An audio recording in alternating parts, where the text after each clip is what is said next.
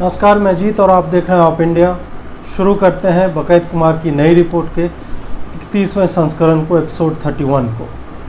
बकैत श्रेष्ठ रवीश ने कई मुद्दों पे चर्चा की है, लेकिन उसमें मुख्य फोकस यही रहा है कि भारत जो है बर्बाद हो चुका है, उसमें टेस्टिंग नहीं हो रही है और कोविड से लड़ने में हम ख़त्म हो चुके हैं। इसमें जो भी सेना कर रही है, फूल बरसा रही है, सब गलत है। मज़दूर जो है मरने के लिए छोड़ दिया गया, उन्हें कहीं से लाया नहीं जा रहा है, लाया जा रहा है तो पैदल कैसे चल रहे हैं। तमाम बातों पे बात की है और जैसा कि बकैत कुमार के साथ होता है कि उसके हर पोस्ट में, हर ब्लॉग में, हर प्राइम टाइम में आप कुछ ना कुछ ऐसा पा जाएंगे जिससे प्रपंच की, प्रोपेगेंडा की बदबू जो है आती है। तो शुरू करते हैं हालिया दिनों से नीचे उतरते हुए कि उन्होंने कब कब क्या क्या वाहियात बातें लिखी हैं। 10 मई की एक स्टोरी है, उसमें प्रधानमंत्री के लोकप्रियता का सर्वे करके रवीश ने लिख दिया कि इतनी बर्बादी फैल रही है देश में, इतने लोग बेरोजगार हो गए, सब कुछ मतलब धुआं धुआं हो चुका है। और यहाँ पे आप देखिए कि एक चैनल जो है कोविड-19 में प्रधानमंत्री का परफॉर्मेंस कैसा रहा है, उसके ऊपर टाइम्स नाउ ने सर्वे किया था। उसमें 71% अप्रूवल रेटिंग जो है, ये सर्वे भारत में पहले नहीं होता था, उतना लोकप्रिय नहीं था। ये यूएस का सिस्टम है, वहाँ पे हर महीने जारी होता है कि कितने लोग जो हैं करंट राष्ट्रपति से या उसके पॉलिसीज से कितने लोग खुश हैं। तरह तरह के सर्वे होते हैं और कितने लोग उन्हें अभी भी चाहेंगे कि वो राष्ट्रपति या प्रधानमंत्री बने रहें। तो वहाँ से आया और इधर से अप्रूवल रेटिंग। अप्रूवल का मतलब होता है, रवीश की अंग्रेज़ी यूँ तो ख़राब है लेकिन इतनी भी ख़राब नहीं है कि एक पैराग्राफ में वो इसी रेटिंग्स को लोकप्रियता का मापदंड बता देता है कि लोकप्रियता के बारे में आंकड़े जारी कर रहे हैं, लोग खुश हो रहे हैं। और खुद ही दूसरे पैराग्राफ में ये लिख रहा है कि ये उसके कामों पर, उसके फैसलों पर लोगों ने अपनी स्वीकार्यता बताई है, उन्हें अच्छा लग रहा है कि हाँ इस देश में कुछ हो रहा है ढंग का। उस पर उन्होंने बात की है और उसमें 71% लोगों को लगता है कि ये सही हो रहा है। इस बात पे एक बात और मैं क्लियर कर देना चाहता हूँ कि मैं इन तमाम सर्वेज़ को, जितने भी सर्वेक्षण होते हैं उन सबको खारिज करता हूँ, क्योंकि ये वाहियात होती है। वाहियात इन द सेंस कि जब भी कोई सर्वे होता है, सर्वेक्षण होता है कि इतने प्रतिशत लोगों ने ये कहा, इतने लोग नाखुश हैं, उसमें यह होता है कि कम से कम जो सर्वे का एक वैज्ञानिक तरीका है उसमें कहा जाता है कम से कम आपका सैंपल साइज, जितने लोगों के बारे में आप बात करने जा रहे हैं कि मान लीजिए 130 करोड़ जनता है, तो सैंपल साइज आपका मिनिमम 10% होना चाहिए उसका। 130 करोड़ का 10% होता है 13 करोड़। 13 करोड़ छोड़िए, 13 लाख भी नहीं, जो 1% होगा, शायद उससे भी कम। और 13,000 लोगों से भी शायद ये सर्वे में नहीं पूछा गया होगा। और सर्वे किस तरह से होता है, ये मैं तमाम सर्वेज की, हर एक सर्वेक्षण की बात कर रहा हूँ। चाहे एग्जिट पोल इसी कारण से हमेशा जो है लगभग बार जो है झूठे साबित होते हैं, क्योंकि उसका सैंपल सिलेक्शन जो होता है, किन लोगों से आप बात कर रहे हैं, वो जो होता है या तो रिग्ड होता है या लोग झूठ बोल देते हैं, उस तरह की बातें। इसलिए इन सर्वेज पे चाहे मोदी के बारे में अच्छा बोले लोग या बुरा बोले, दोनों ही नतीजों पे मैं इन सारे सर्वेक्षणों को खारिज करता हूँ। खैर, मान लेते हैं कि ऐसा हुआ और लोगों ने जो कहा वो आम जनता के मनोभावों को दर्शाता है कि हाँ 71% लोग जो है अप्रूव कर रहे हैं कि प्रधानमंत्री मोदी जो भी कर रहे हैं वो बड़ा अच्छा कर रहे हैं। अब इसमें देखिए कि बात है कि क्या प्रधानमंत्री ने कुछ ऐसे कदम उठाए हैं जो खराब हैं। ये हम कैसे जानेंगे? ये हम वैसे जानेंगे कि क्या बाकी देशों में जिसकी पॉपुलेशन इस हिसाब से है या जिसकी इकोनॉमी इस हिसाब से है, वो किस तरह से लड़ रही है, या भारत में जिस तरह की स्थिति है उस स्थिति को देखते हुए क्या हमारे पास और बेहतर विकल्प हैं, या सिर्फ हम ये कह रहे हैं स्टूडियो में बैठ के, स्टूडियो तो रवीश डर के मारे जाता नहीं है, अपने घर की लाइब्रेरी में बैठ के कि नहीं ये लापरवाही हो रही है, इकोनॉमी डूब गई, लोकतंत्र बर्बाद हो गया, बेरोजगारी है, आप थाली बजाते रहिए और फूल बरसाते रहिए, सब चीज़ ठीक हो जाएगा। किसी ने यहाँ पे ये नहीं कहा कि थाली बजाने से जो है कोविड-19 दूर हो जाएगा। और दूसरी बात यह है कि एक लेख पढ़ा था मैंने दिनकर का, 9वीं क्लास में जब था तब, उसमें हिम्मत और ज़िंदगी नाम था लेख का। उसमें था कि युद्ध में जय बोलने वालों का भी महत्व होता है, और उसी तरह युद्ध में जो लगातार नेगेटिव बोलते हैं, जैसे कि कर्ण का जो सारथी था, कर्ण के सारथी ने बार बार उसे कहता था कि तुम जो है अर्जुन से कमतर हो, तुम अर्जुन को नहीं हरा पाओगे, अर्जुन ये है, अर्जुन वो है। उसके भीतर हीन भावना भरता रहता था, तो उसके कारण उसका कॉन्फिडेंस जो है नीचे गिरता है। उसी तरह युद्ध में जय बोलने वालों का महत्व इसलिए होता है, उसी लेख में है, क्योंकि जो युद्ध करने जा रहा होता है वो सिर्फ अपने अस्त्र शस्त्र से ही युद्ध नहीं करता है, अपने मनोभावों से भी, आत्मविश्वास से भी युद्ध करता है। अंग्रेजी में डेविड और गोलायत की कहानी आप लोगों ने सुनी होगी कि बहुत बड़ा था और एक छोटा डेविड जो उस दैत्य को मार गिराता है। उसी तरह जब हम इतनी बड़ी लड़ाई का सामना कर रहे हैं जिसके लिए हमारे पास इमीडिएट रिलीफ का कोई साधन नहीं है, तो उसमें सकारात्मक ऊर्जा के प्रवाह से भी कुछ लोगों को समस्या हो रही है। तो आप सोचिए कि ऐसे लोग कौन हैं और ऐसे लोगों की मंशा आखिर में क्या है, ये लोग चाहते क्या है, कि मतलब जो धन्यवाद कहने में क्या जा रहा है। धन्यवाद कहने में कम से कम जो लोग फ्रंटलाइन पे काम कर रहे हैं उनको ये तो पता चले कि पूरा देश उनके साथ है और कृतज्ञ है। रवीश का कहना है कि नहीं, जब तक ये शून्य ना हो जाए कोविड का आंकड़ा, तब तक जो है कुछ नहीं करना चाहिए, कोई अच्छा बात होना ही नहीं चाहिए, सारी अच्छी बातों पे जो है रोक लगा देना चाहिए। वो आगे जो है एक और उसने पोस्ट किया, उसमें किया है। अब देखिए कि मजदूरों की बात कर रहा है इसी लेख में रवीश। जब मजदूर जहां पर थे तब रवीश के भावुक पोस्ट आप जाके साहित्यिक पढ़िए कि हम कितने संवेदनहीन हो गए हैं, 10/10 के कमरे में 10 लोग रहते हैं, कैसे रहते हैं ये हम सब जानते हैं। वो देश जाना चाहते हैं, अपने घर जाना चाहते हैं, और उन्हें सरकार रोक रही है, सरकार माध्यम उपलब्ध नहीं कर पा रही है, संसाधन नहीं दे रही है। ठीक है, प्रेशर बनाया, राज्यों ने प्रेशर बनाना शुरू किया। हुआ ये कि श्रमिक ट्रेन चली। श्रमिक ट्रेन जब चली तो उस पर भी रवीश ने प्रपंच किया, जिस पर आगे डिस्कस करेंगे। तब अब रवीश कह रहा है कि नहीं, पैदल चल रहे हैं, वहाँ जा रहे हैं, यहाँ जा रहे हैं। अब कोई मुझे बता दे कि इसमें सरकार का क्या फॉल्ट है, किसी भी सरकार का, मैं राज्य सरकार का बोलता हूँ, केंद्र का छोड़ दीजिए। वो मजदूर जहाँ पर भी थे, राज्य सरकारें, एनजीओज, अक्षय पात्र फाउंडेशन जैसे, सेवा भारती आरएसएस का ये लोग और कई लोग जो अपने स्तर पर फंड इकट्ठा कर रहे हैं और बांट रहे हैं। मनीष मुंद्रा जैसे लोग हैं, फिल्म मेकर हैं, जो अपने स्तर पर पीपीई किट्स, वो जानते हैं कि सरकार के पास हो सकता है कि इतने संसाधन नहीं हो कि हर जगह एक सरकार काम कर सके, तो इसी कारण एनजीओज और बाकी लोग आगे आते हैं एड करने के लिए, सरकार की मदद करने के लिए, क्योंकि ये सिचुएशन अनप्रेसिडेंटेड है, ऐसा कभी नहीं हुआ था। तो मनीष मुंद्रा जैसे लोग ट्विटर पे, उन्हें कोई कहता है कि हमें इस हॉस्पिटल में 50 पीपीई किट चाहिए, तो वो वहाँ पे कुरियर करवा रहे हैं। एक तरफ मनीष मुंद्रा जैसे लोग हैं जो कहीं कोई वाहवाही लेने के लिए तैयार नहीं, यहाँ ज़रूरत है भेज देंगे, उन्हें और कुछ नहीं चाहिए। और एक तरफ रवीश जैसे लोग हैं जो पहले प्रेशर बनाते हैं कि मजदूर की ये स्थिति है, देश जाना चाहते हैं, वो अपने ज़मीन पे जाना चाहते हैं, वो सरकार ये नहीं कर रही है, मजदूरों को सब भूल जाता है। उसके बाद जब ट्रेन चलता है, और ट्रेन चल रहा है, ऐसा नहीं है कि बंद हो गया श्रमिक ट्रेन चलना कि मजदूर जो अपने घरों से निकल गए, उसका एक प्रोसेस है। ये लोग चाह रहे हैं कि किसी भी तरह से एक ही दिन में सरकार तो क्लेम कर, रवीश ने लिखा है कि सरकार क्लेम करती है कि 1 करोड़ जो है लोगों को भारतीय रेल जो है हर दिन इधर से उधर ले जा रही है, लेकिन अभी तक हम कहीं 60,000 मजदूर जा रहे हैं, कभी 1 लाख मजदूर। ये क्या बेहूदगी है। 1 करोड़ लोग तब जाती है जब सारी ट्रेन चलती हैं।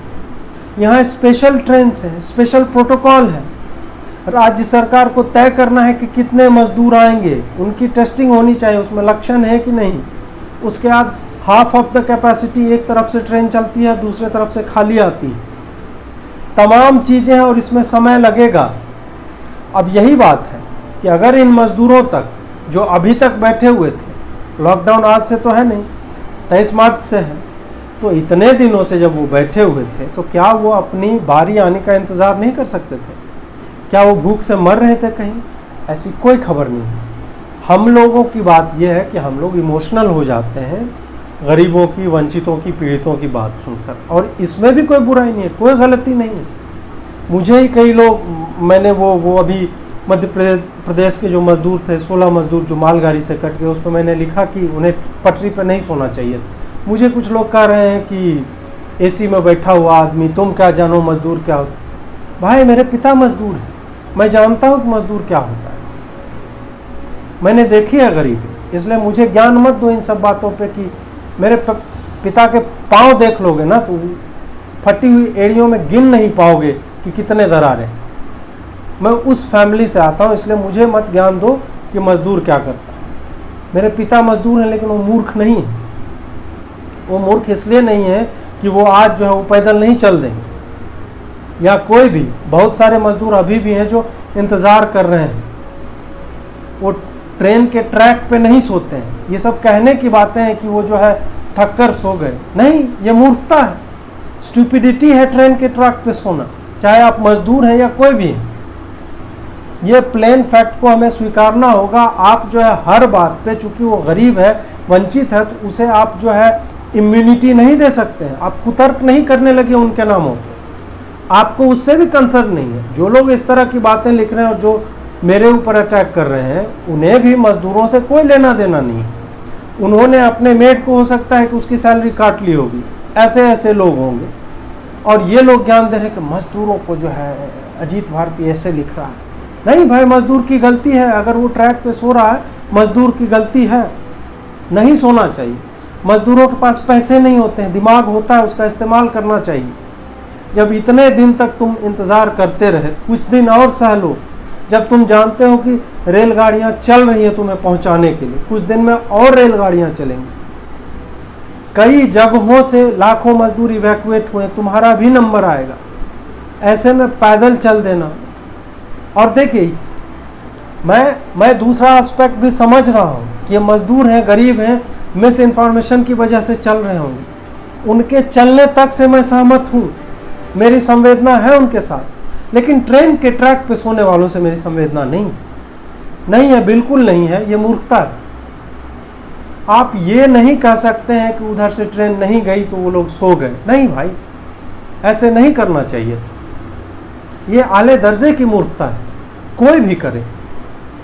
दूसरा एस्पेक्ट है कि हाँ, जो पैदल चल गए हैं उनके पास सूचना नहीं होगी, उन्हें लग रहा होगा कि हम मजदूर हैं, हमें कोई नहीं चाहेगा, मैं किसी को जानता नहीं, जानती नहीं, मैं फंसा हुआ हूँ, मुझे हो सकता है नहीं, तो वो जो है ग्रुप बनाकर निकल गए कहीं। और देखिए, इस तरह से जब वो निकलते हैं, वही बात है कि मेरा वीडियो या जो हम ये डिस्कोर्स क्रिएट करना चाह रहे हैं, ये भी ज़रूरी नहीं है कि उन मजदूरों तक पहुँचे ही, नहीं पहुँचेगा। ये हम और आप भी जो डिस्कशन कर रहे हैं, वो चूँकि ये बातें चर्चा में हैं इसलिए कर रहे हैं। मेरे बोलने से शायद ही किसी मजदूर तक ये वीडियो पहुँचे और वो जो है इसको देख के कुछ सोचे इस बात पर कि उसे कुछ दिन इंतज़ार कर लेना चाहिए, उसका भी नंबर शायद आएगा, क्योंकि उसके पड़ोसी का आ गया, उसके साथ में जो मजदूर काम करते थे उनका गया तो उसका गया। तो ऐसा जो है, ऐसा हो सकता है मेरे वीडियो कारण ना पहुँचे, इसलिए हम सिर्फ चर्चा कर रहे हैं और इनका भी कोई मतलब एक तरह से अगर आप देखें तो नहीं है।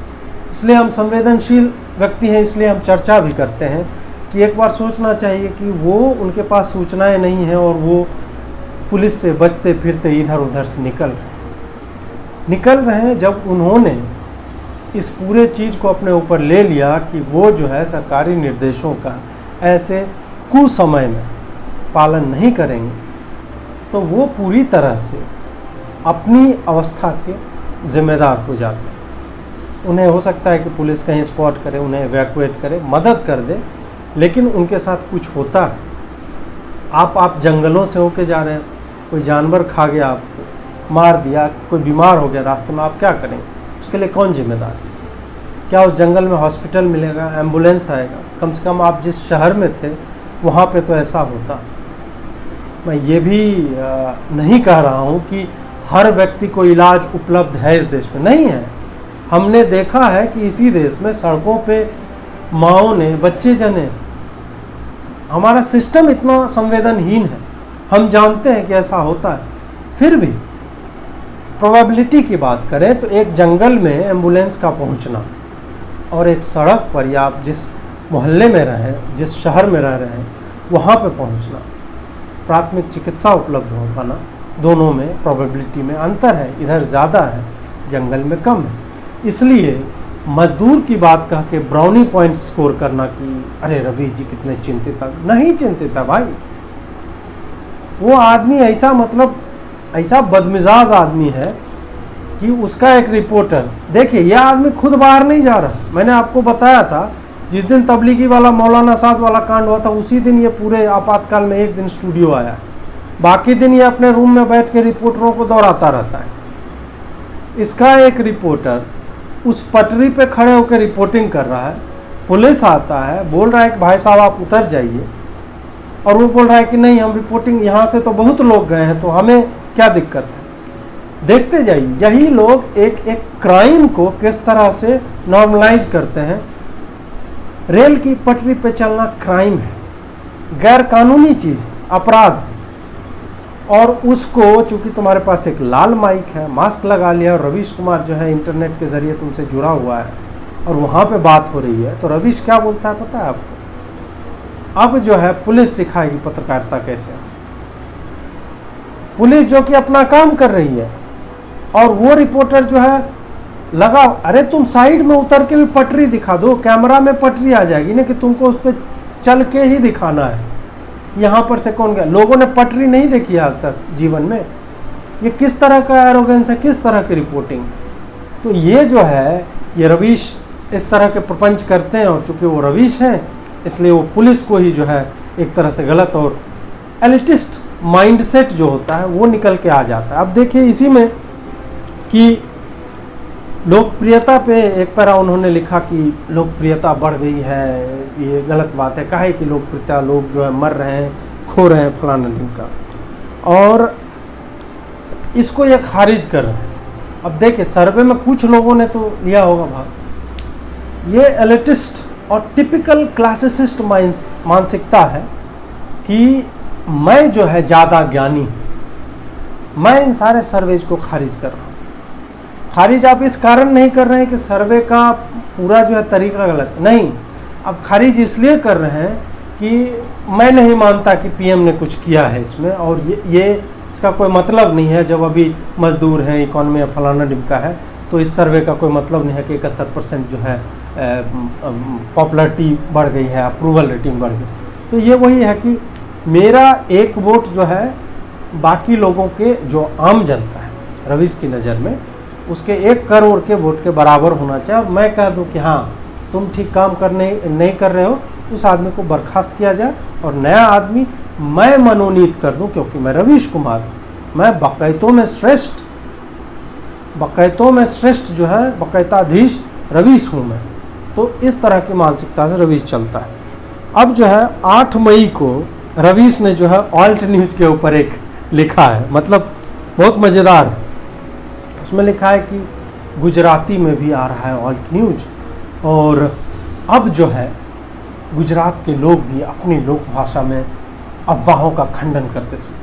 और ऑल्ट न्यूज जो स्वयं, मतलब सिर्फ आज की बात कर लीजिए, आज क्या हुआ मैं बताता हूँ कि आज कल रात 10 बजे एक खबर आई थी, साधुओं, एक साधु थे वृंदावन के, उनको बुरी तरह जो है एक गुंडों ने पीटा। ये खबर थी 10 बजे की, ठीक है।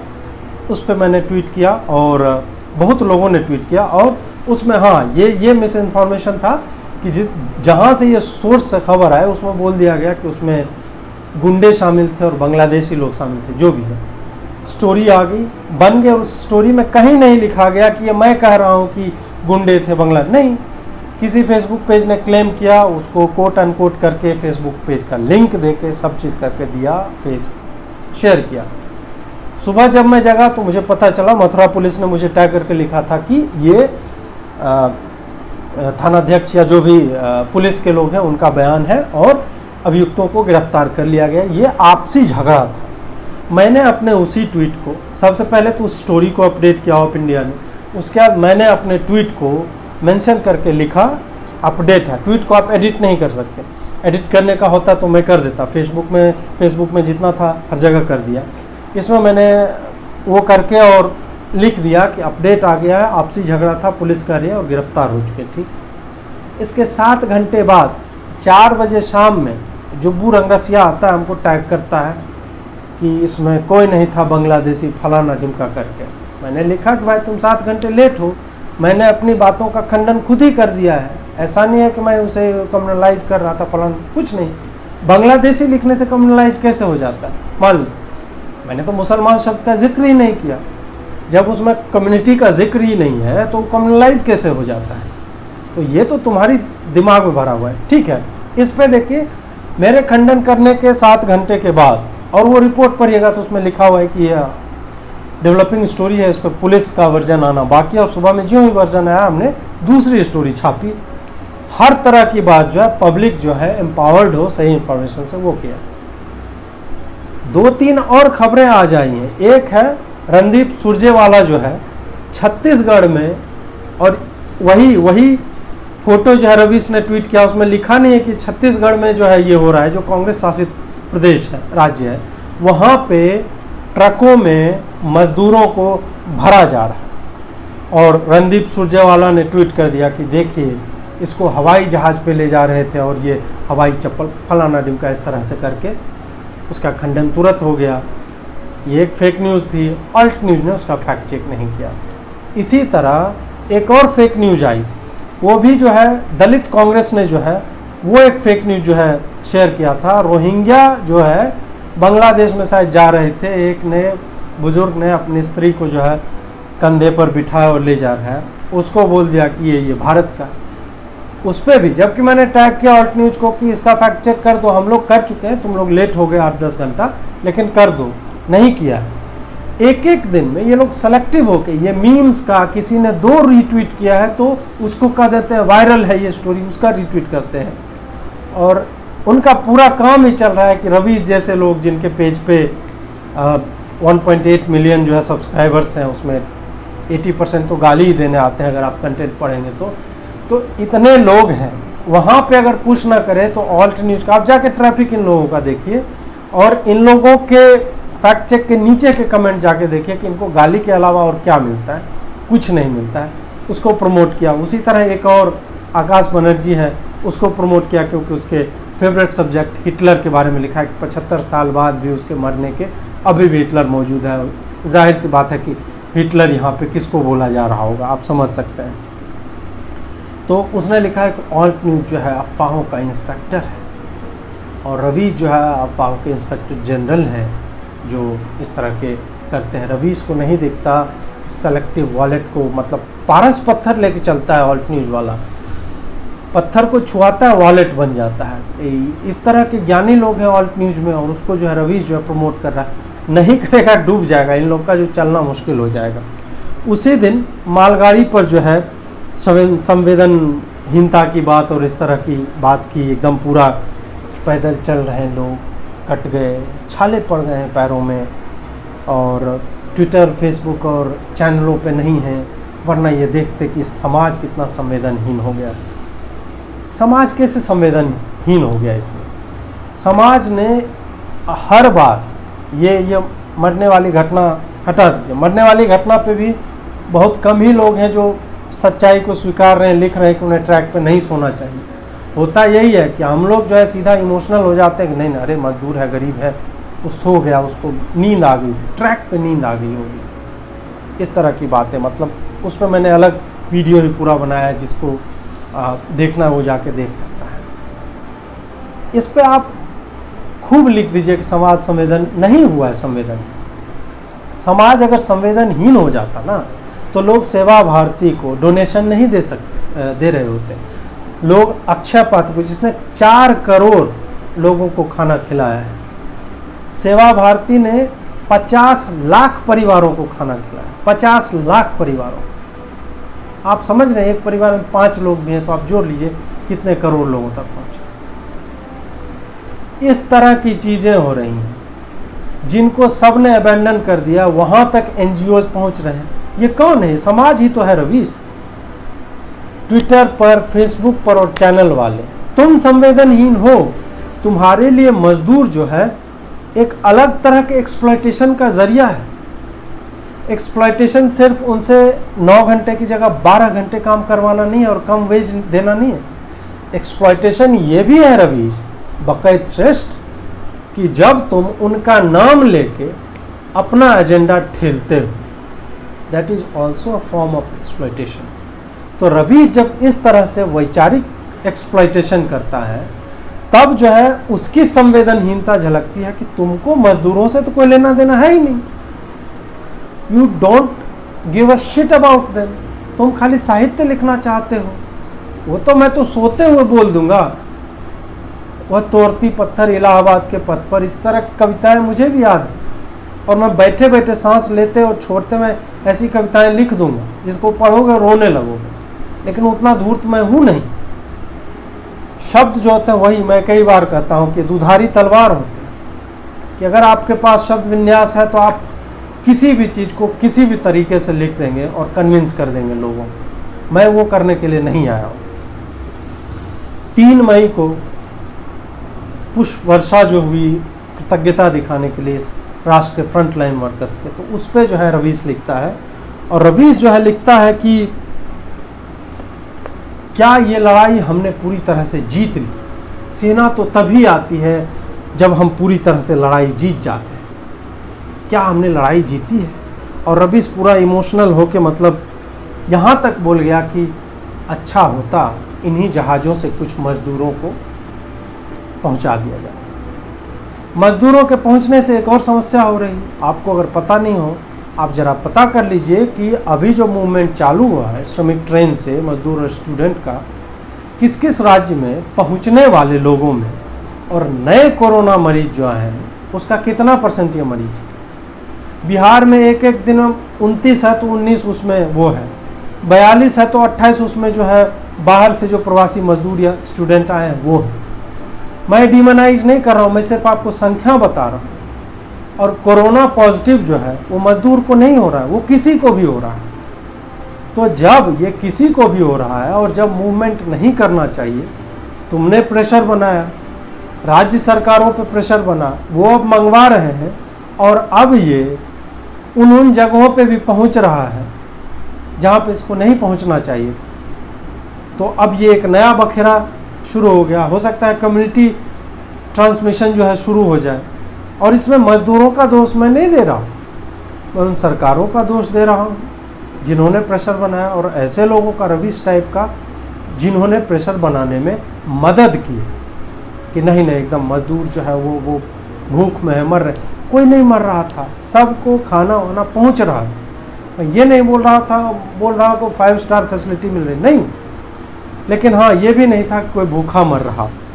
अब इसमें क्या क्या है वो थोड़ा मतलब पढ़ने वाली बात है, वो आपके स्क्रीन पे भी मैं डालूंगा, आप पढ़िए कि 24 घंटे में 2644 मामले सामने आए। अब बताइए कि अगर 10 दिनों में डबल होने का औसत ही देखें तो 13 मई तक हम 80,000 के आसपास होंगे। क्या इसे हम कामयाबी कहें? मतलब कामयाबी इस आदमी के लिए कैसे डिफाइन हो कि जब एक भी मरीज ना आए तब कामयाबी कहेंगे? रवीश ने एक्चुअल में वो बात भी एक जगह लिखा है, 2 मई को लिखा है कि एक भी दिन ऐसा नहीं हुआ जब एक भी मरीज ना आया हो। उस पर भी हम बात करेंगे। हर बार डॉक्टर और हेल्थ स्टाफ के नाम पर यह सब किया जा रहा है, लेकिन अभी तक हेल्थ स्टाफ को सारी सुविधाएं उपलब्ध नहीं कराई गई। ये भी झूठ है, ये भी विशुद्ध झूठ है। ये इस तरह से बोल दिया जा रहा है कि 90% हेल्थ वर्कर्स को कुछ नहीं मिला। ऐसा नहीं है। मैं बार बार आपको ये भी कह रहा हूँ, और इस बात को आप लोग मतलब थोड़ी गंभीरता से और तार्किकता से समझने की कोशिश कीजिए। किसी भी देश की स्वास्थ्य व्यवस्था, हेल्थ इंफ्रास्ट्रक्चर है, मात्र 5% अपने पॉपुलेशन का अनहेल्दी होने के हिसाब से इंफ्रास्ट्रक्चर क्रिएटेड होता है। ये तो एक आदर्श स्थिति बता रहा हूँ। उसके बाद भारत का आपको पता है कि 70 साल में हमने अपने अस्पतालों में कितनी चकाचौंध चमक लाई है और हमारा budget irrespective of any government कितना रहा है। ठीक है, हमने अभी भी प्रिवेंशन पे ज़्यादा काम किया है और वही चीज़ मतलब टॉयलेट आप बनवा दीजिए तो वाटर बॉर्न जल से संक्रमित होने वाली बीमारियां नहीं होगी। तो इस तरह की चीज़ें हैं, हमने उस हिसाब से इन चीज़ों को देखा है, उस पर प्रिवेंशन पे काम किया है, क्योंकि वहाँ पैसा कम लगेगा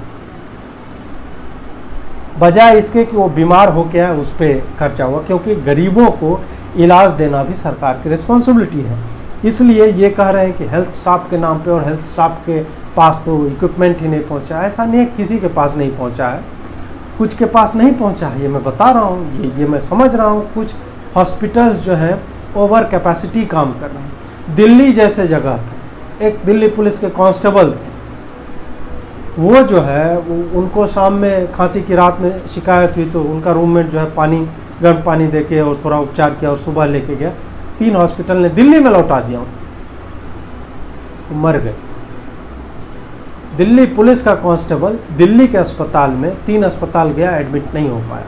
तो मैं ये नहीं बोल रहा हूँ कि एकदम जो जहाँ जा रहा है हेल्थ इंफ्रास्ट्रक्चर एकदम गजब का है, लेकिन ऐसा भी नहीं है कि एक लाइन में इस तरह से नकारात्मकता के साथ लिख देना कि एकदम बर्बादी फैली हुई है, किसी को कुछ हो ही नहीं रहा है, ये गलत चल रहा है, इस पर हमें कुछ करना चाहिए, इस तरह की बात ऐसे नहीं करना चाहिए रवीश को। लेकिन रवीश तो रवीश है, करेगा।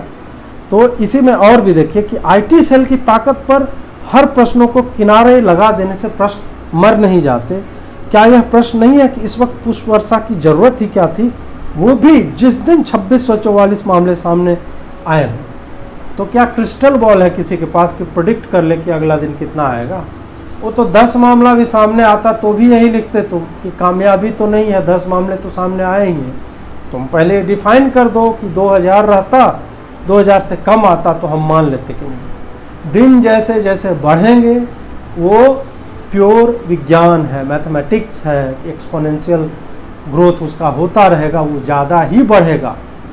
1 से 2 लोगों को होगा, 2 से 4 लोगों को होगा। इसी तरह से ट्रांसमिशन होता है, वायरल होती है चीज़ें, उसी तरह से डिजीज़ जो है बढ़ता है, इसमें बढ़ता रहेगा। और हम जो है अभी बहुत अच्छी स्थिति में है, क्योंकि डबलिंग टाइम जो है 5 दिन 3 दिन की जगह अब जो है बढ़ के 10 दिन हो गया, 14 दिन हो गया, जो कि अच्छी खबर है, पॉजिटिव खबर है। इसका मतलब है we are doing something that is good. इस बात को रवीश नहीं स्वीकारेगा। वो 10 को भी जो बोलेगा 10 दिन में तो डबल हो ही जा रहा है ना, उसको इससे मतलब नहीं है कि 10 दिन में डबल होने का मतलब क्या है, ग्रोथ रेट में कितना फर्क आ रहा है, वो पॉजिटिव है कि नेगेटिव, नहीं। वो बोलेगा 10 दिन में डबल हो जा रहा है, 10 ही दिन में डबल हो। तो जो आदमी अनभिज्ञ है, जिसके पास इस तरह की इन्फॉर्मेशन नहीं है, वो तो मान लेगा कि भाई हाँ यार 10 दिन में डबल हो जा रहा है, जबकि उसको पता नहीं है कि 10 दिन में डबल होना is a good thing, better thing than कि वो पहले 5 दिन में डबल हो रहा है। उसके बाद जो है रवीश आगे बढ़ते हुए 2 मई की खबर है कि सरकार ने ट्रेन चलवाने की बात की है, किराया जो है मजदूर देंगे।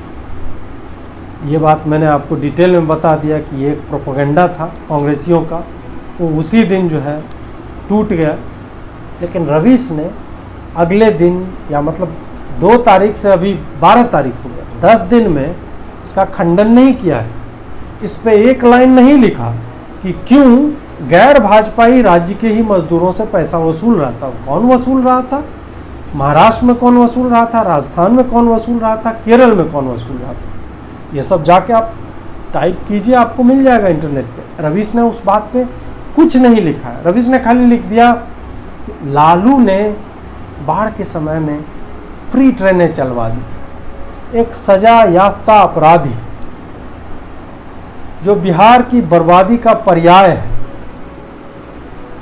जिसने लूटने, खसोटने, गुंडागर्दी, अपराध, अपहरण, इन सब चीज़ों के अलावा बिहार को कुछ नहीं दिया है, उस आदमी को ये गरीबों का मसीहा बना के ये प्रोजेक्ट कर रहा है, जो घोटाले करके मतलब अपराध साबित हो चुका है, वो जेल काट रहा है आदमी, उसको पीयूष गोयल के अगेंस्ट रख रहा है,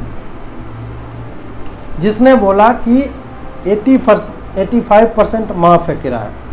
मात्र 15% चार्ज करेंगे, वो भी स्टेट के ऊपर है कि वो पैसा कहाँ देती है। रेल मंत्रालय यार, रेलवे जो है भारतीय रेल डायरेक्ट किसी को ना टिकट बेच रही थी ना उनसे पैसे ले रही थी।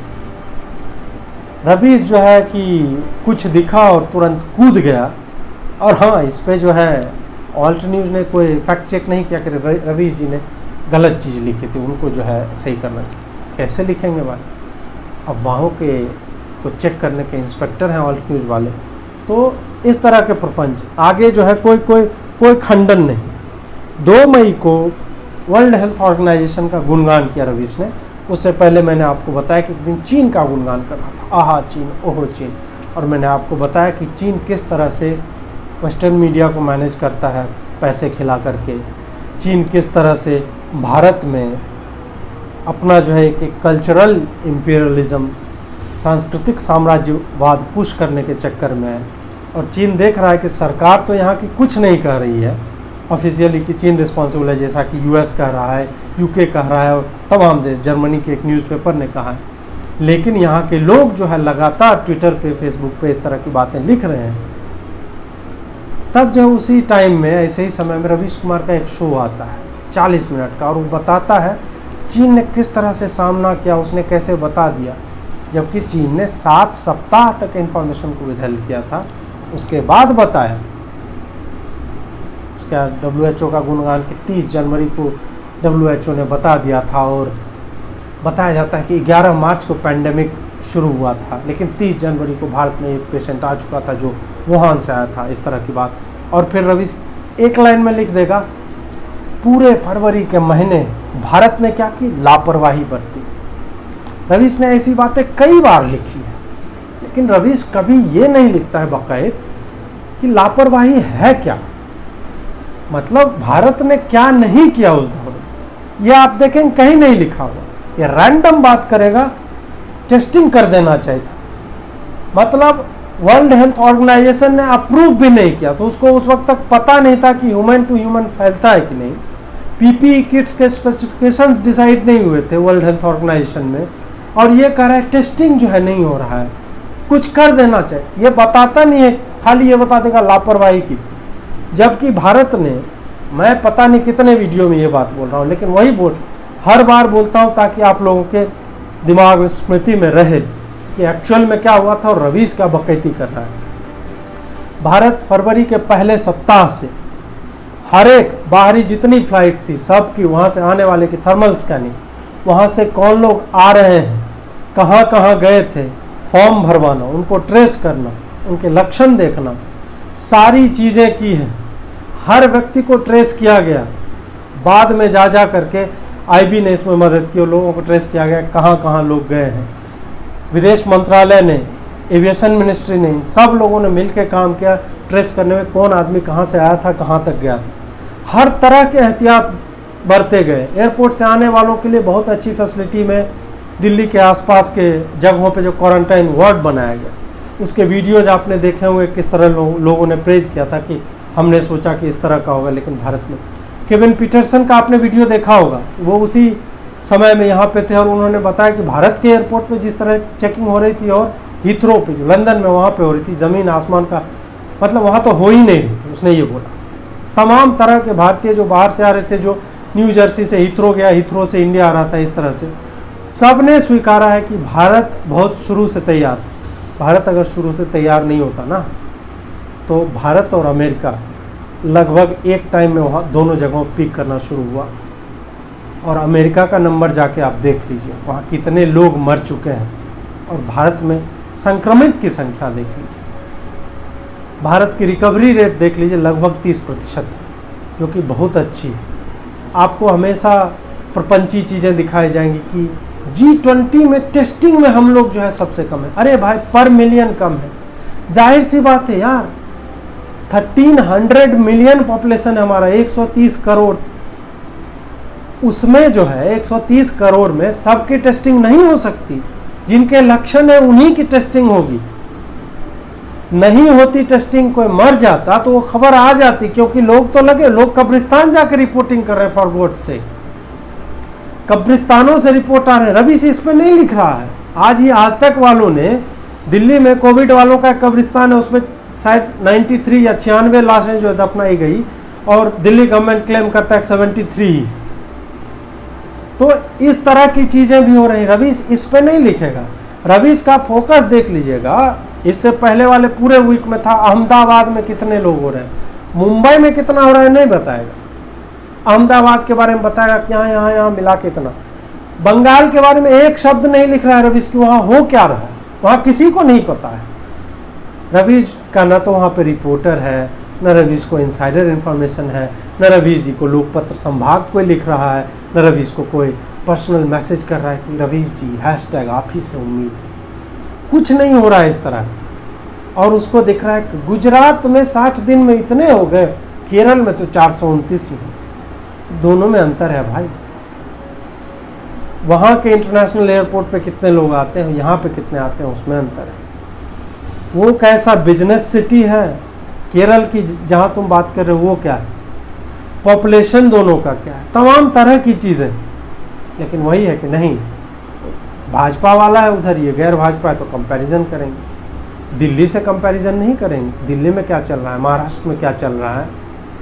महाराष्ट्र से ही लोग तो चले थे ना औरंगाबाद, उसके बारे में क्यों नहीं बोलते हो? उसका ब्लेम कैसे, किसको दे रहे हो उसका ब्लेम? मजदूर जो है ट्रैक पे गए, क्यों चले गए वहाँ से मजदूर? वहाँ की पुलिस क्या कर रही थी? चलो आ जाओ, टेक्निकली ही बात कर लो, पुलिस का काम है ना ये सब मूवमेंट को चेक करना। पुलिस ने क्यों नहीं उन्हें रोका? क्या कर रही थी पुलिस? जब ये बकैती करना है, कुतर्की करना है, तो बताओ। इस सवाल का कुछ जवाब नहीं दे पाओगे, क्योंकि इसका कोई जवाब है ही नहीं। आगे लिखते हैं वही 2 मई वाले WHO की बड़ाई करते हुए कि तालाबंदी 3 बार बढ़ी, इसका मतलब हम सफल नहीं हैं। आप सोचिए इस बात पे, आप सोचिए कि सफलता का मायना क्या है। अगला लाइन यही है, उसी में अगला पैराग्राफ में लिखा है, एक भी दिन ऐसा नहीं आया जिस दिन हमारे पास एक भी मरीज ना आया, बढ़ा ना। मतलब यहाँ हम बात कर रहे हैं कि इंडिया सेकेंड से थर्ड स्टेज में जा रहा है, कम्युनिटी ट्रांसमिशन होने वाला है, एक क्लस्टर जो फॉर्म हो रहे हैं और एक क्लस्टर से दूसरे में अब फैल सकता है, बड़े पैमाने पर हो सकता है, उसके बीच में है। और उसी को रोकने के लिए लॉकडाउन हुआ था और वो हमने रोक लिया एक तरह से। हम उस भयावह स्थिति में नहीं है जो अमेरिका में है। इसका मतलब हम सफलता पा रहे हैं। इसके लिए सफलता की परिभाषा क्या है? शून्य हो जाए। मतलब यहाँ 60,000 पे जा रहा है, बोला नहीं 60,000 है, अगले दिन शून्य हो जाना चाहिए, तब होगा ना सफल। ऐसे सफल नहीं। हम इस तरह की मानसिकता वाले और कुतर्क वाले और बुद्धिमान मूर्ख, बुद्धिमान तो नहीं कह सकते हैं, साक्षर मूर्ख एक तरह से कह सकते हैं, कि जो जानता है चीज़ों को, जो पढ़ लिख सकता है, फिर भी जो है मूर्खतापूर्ण बातें करता है। तो हम वैसे धूर्तों से जो है हमारा सामना है, वो धूर्त इस तरह की बातें जो है पब्लिक में धीरे धीरे छोड़ देता है। एक भी दिन ऐसा नहीं है, मतलब लोग सोचने लगेंगे कि हाँ यार, हर दिन तो इतने लोग मर रहे हैं, तो हम सफल कैसे हुए? इतने लोग बढ़ रहे हैं तो हम सफल कैसे हुए? 4 मई को एक लेख लिखा उन्होंने कि पलायन जो है मजदूरों का शहरों से नहीं, शहरों का मजदूरों से हो गया। देखिए एकदम साहित्यिक टाइटल है ये, और उसमें पूरा एकदम छालों की बात, और ये बात कि जब वो पहुंचता होगा अपने गांव, जब दिवाली, दशहरे में, होली में, उसके नए कपड़े होते होंगे, गांव के लोग देखते होंगे कि ये कमा के आया है, उसके घर में टीवी होगा, बच्चे अच्छे स्कूलों में पढ़ते होंगे। ये पता नहीं किस मजदूर की बात कर रहा है रवि।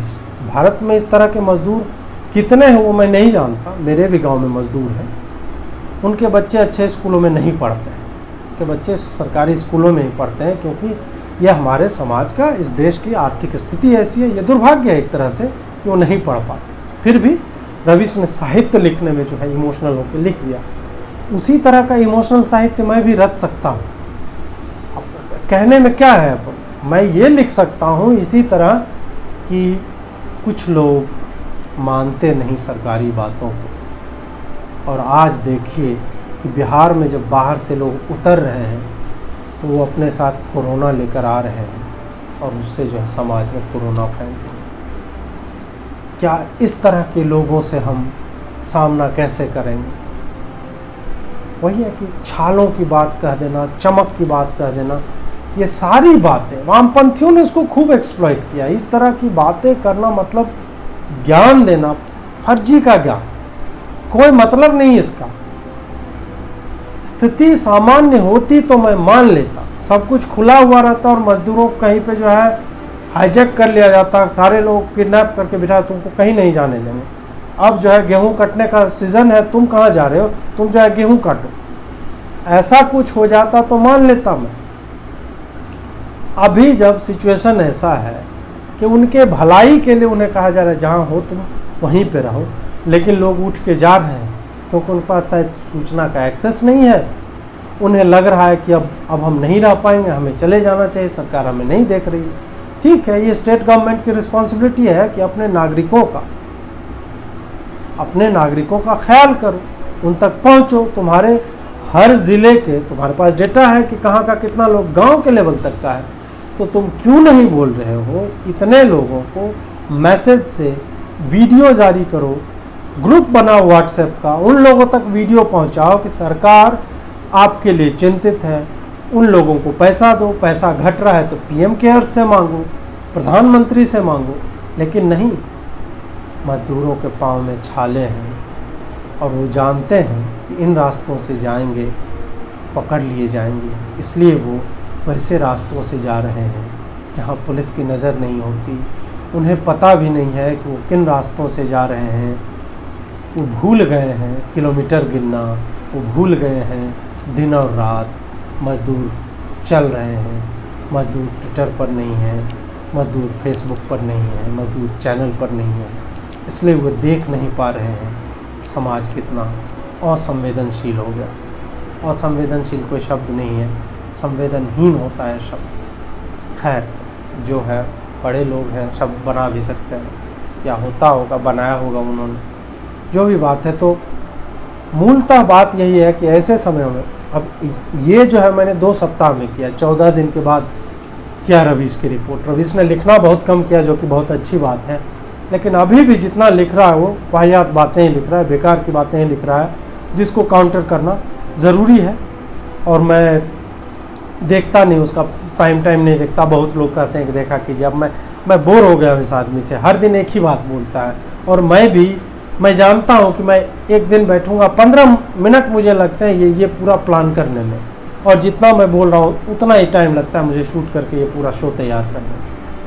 आप सोचिए कि मुझे बस इतना लगता है, क्योंकि मैं इतना कॉन्फिडेंट हूँ कि इस आदमी ने जो भी लिखा होगा गलत लिखा होगा, इस आदमी ने जो भी लिखा होगा उसमें प्रोपेगेंडा होगा, यह आदमी जो भी लाइन लिख रहा है उसमें जो प्रपंच भरा हुआ होगा, एकदम पैक्ड होगा। और इस आदमी ने जो नहीं लिखा होगा उन हर जगहों पे कुछ न कुछ कांड हो रहे होंगे। और देख लीजिए कि इन सारे दिनों में जो भी पोस्ट आए हैं रवीश के, उनमें से कौन से राज्य गायब है, कौन से नेता गायब हैं, किन के बारे में ये कुछ नहीं लिख रहा, उन्हें अवॉइड कर रहा है। जैसे देश में महाराष्ट्र है नहीं, उद्धव ठाकरे एग्जिस्ट नहीं करता, ममता बनर्जी एग्जिस्ट नहीं करती, पंजाब एग्जिस्ट नहीं करता, बंगाल जो है मैंने बताया एग्जिस्ट नहीं करता, दिल्ली के केजरीवाल जो एग्जिस्ट नहीं करता, सारी चीज़ें हो रही। और भी रवीश जो है प्रपंची आदमी है, बकैत है, बकैती करता रहेगा और मैं आप लोगों तक आता रहूँगा। जुड़े रहिए। बहुत बहुत आभार आपका। लाइक, शेयर और सब्सक्राइब कीजिए और लोगों तक पहुँचाइए। ये लोगों तक नहीं पहुँचाएंगे तो ये पंच जो है रवीश का फैलता रहेगा। नमस्कार।